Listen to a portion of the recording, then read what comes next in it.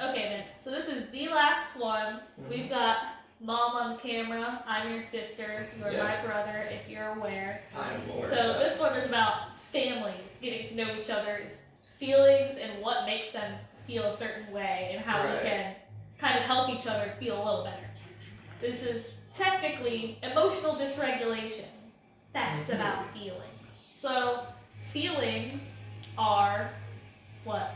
Emotions, moods. They're all like different terms. Right. But we're going to discuss feelings and emotions in general. Yeah. So emotions can be physical. Emotions are contagious. Feelings can change. They are not permanent. They change all the time. Right.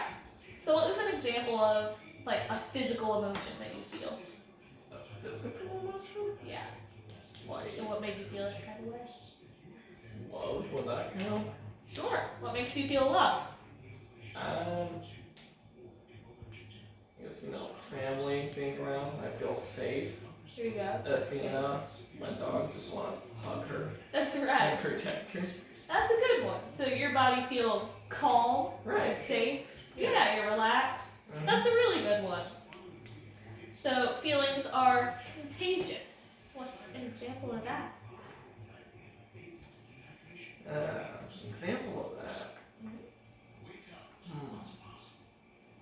I guess there was this one time, my group of friends, because we're on the same server and all that, there was like some huge drama and basically an entire revolution went down.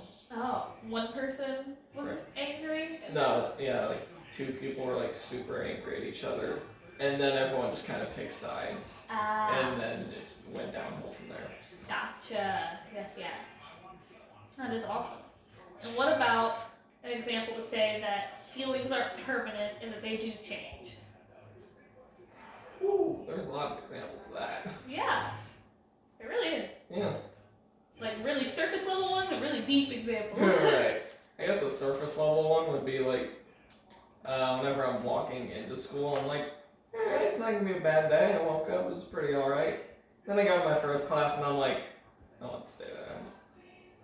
Alright, that's a negative example, but it's an example. You are correct.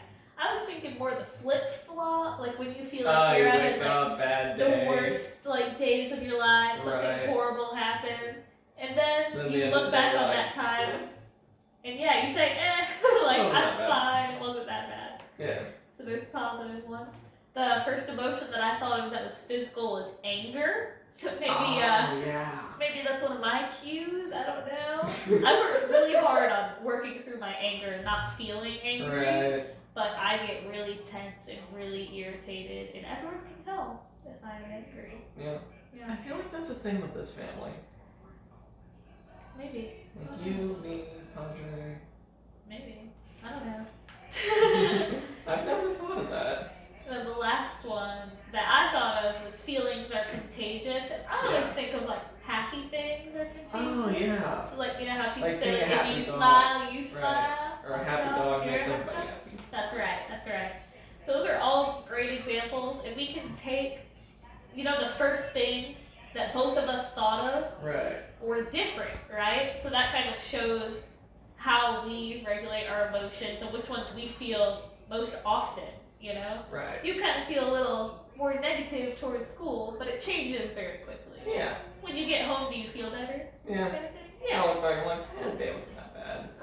And whenever I physically get angry, after a long time, now I'm able to recognize that and kind of let go with that tension and everything. And for the feelings are contagious, that can go both ways. Like you said, either we can all get angry or we can all get happy. Right. And so sometimes we might need to just separate ourselves a little bit if someone's bringing us down and in a really poor mood. Not we abandon them if they're feeling bad, but if they're affecting us, then we might need space until we can be contagious to them and give them positive emotions, right? Yeah. Yeah. Awesome. So those are just different facts about feelings that we discussed. We